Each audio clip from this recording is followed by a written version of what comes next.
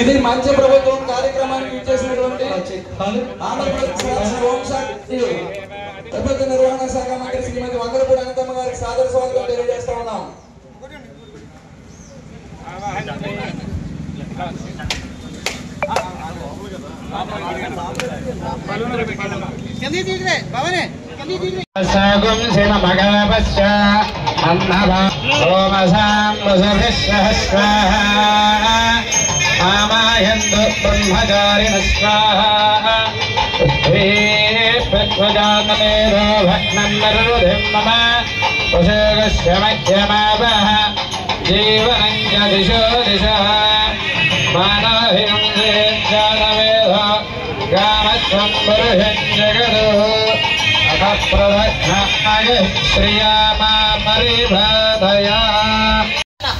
ఇది home minister నియోజకవర్గం. ఎట్టి పరిస్థితుల్లోని ఆడపిల్లల మీద అఘాయిత్యాలు జరగడం కానీ, ఈవ్ టీజింగ్లు కానీ, గంజాయి కానీ ఎక్కడైనా దొరికిందంటే మీకు ఫ్రీ హ్యాండ్ ఇస్తున్నా. గంజాయి విషయంలో కానీ, ఈవ్ టీజింగ్ల విషయంలో కానీ, ఆడపిల్లల్ని అబ్యూజింగ్ చేసే విషయంలో కానీ, మందు విషయంలో కానీ, సారాల విషయంలో కానీ మా నాయకులు ఫోన్ చేసినా మీరు పనిచేయాల్సిన అవసరం లేదు. ఇది మన ప్రజల తరపు నుంచి మనం పోరాటం చేస్తున్నాం కాబట్టి నేను సభాముఖంగా చెప్తున్నా, దీన్ని ఇదే టేక్ ఇట్ గ్రాంటెడ్గా తీసుకోండి.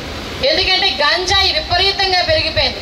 ఎంత విపరీతంగా పెరిగిపోయిందంటే వయసుతో సంబంధం లేకుండా ఆడవాళ్ళు బయటకు వెళ్తూ ఉంటే నోటికి వచ్చిన పేలాపళ్ళండి పేలుతున్నారు, బయటకు వచ్చి అఘాయిత్యాలు చేస్తున్నారు. చిన్న చిన్న పిల్లలు గంజాయి మొత్తుకు బానిసవుతున్నారు. గంజాయి వచ్చిందన్న గ్రామాల్లోని వీలైతే మీరు స్పెషల్గా ఒక టాస్క్ ఫోర్స్ వేసుకోండి.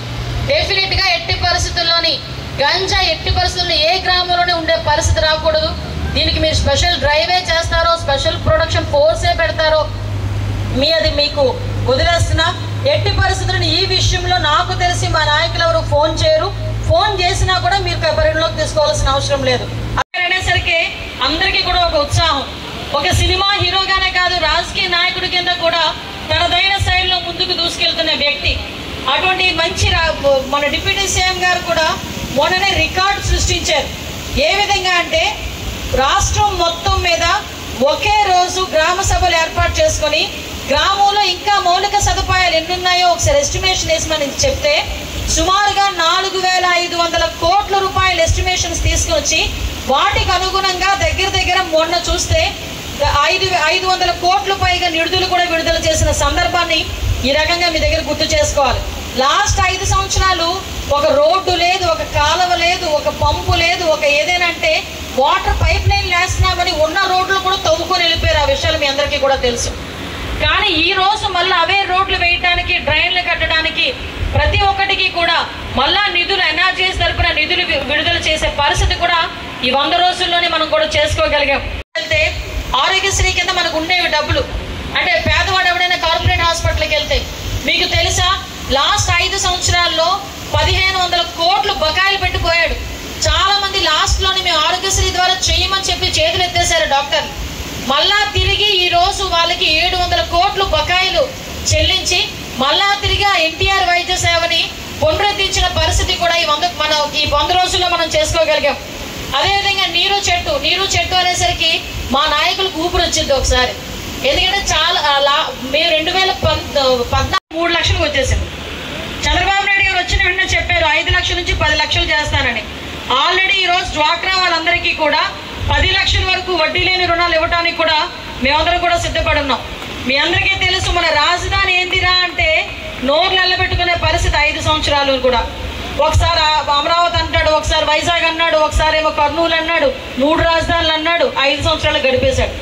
ఆఖరికి మన దగ్గరికి వెళ్ళి మా రాజధాని ఇది, ఇప్పుడు తమిళనాడు ఉంది, తమిళనాడు దగ్గరికి వెళ్ళి మీ రాజధాని ఏదంటే మనం ఇక్కడ చెన్నై ఏదో చెప్పుకోవచ్చు.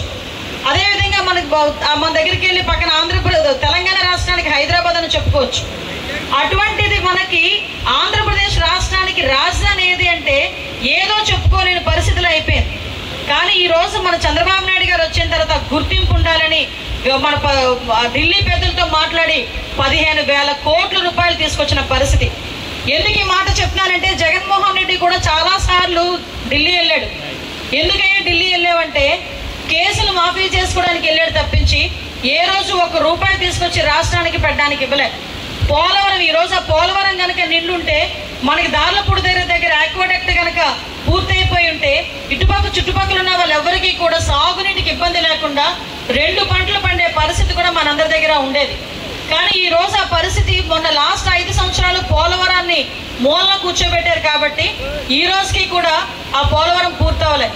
మళ్ళా ఈ రోజు బాబు గారు వచ్చిన తర్వాత ఢిల్లీ పెద్దలతో మాట్లాడి 12,500 కోట్ల రూపాయలు కేవలం పోలవరానికి 2 సంవత్సరాల్లో పూర్తి చేస్తామని చెప్పి ఈ రోజు మనందరం కూడా మనందరి దగ్గరికి తీసుకొచ్చిన సందర్భాన్ని కూడా మీ అందరికీ కూడా గుర్తు చేసుకోవాలి.